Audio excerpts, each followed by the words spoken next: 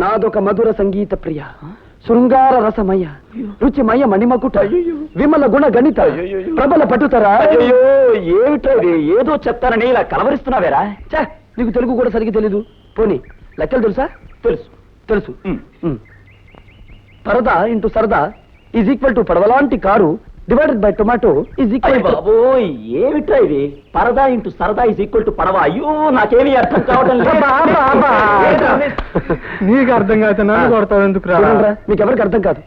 కళ్ళతో చూసి నాకే అర్థం కాక 16 కాఫీలు 136 టీలకు తగిలేసేశాను. నాకు అర్థమైంది, కానీ అంత పెద్ద పడవలాంటి కారు వదిలేసి ఆ బోర్డు బస్సులో ఎందుకు చితికిపోవాలి టమాటో? ఎందుకంటే నేను చాలా అద్భుతంగా పాడతాను కదా. అలాగని అమ్మాయి చెప్పిందా?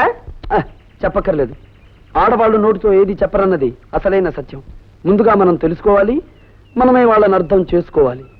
నువ్వు చాలా అపార్థం చేసుకుంటున్నావు బ్రదర్. ఆ పిల్ల బహుశా బస్సును ప్రేమించవచ్చు, బస్ డ్రైవర్ని ప్రేమించవచ్చు, కండక్టర్ బాబురావును ప్రేమించవచ్చు. డబ్బున్న ఆడపిల్లలకు రకరకాల చాపల్యాలుంటాయి.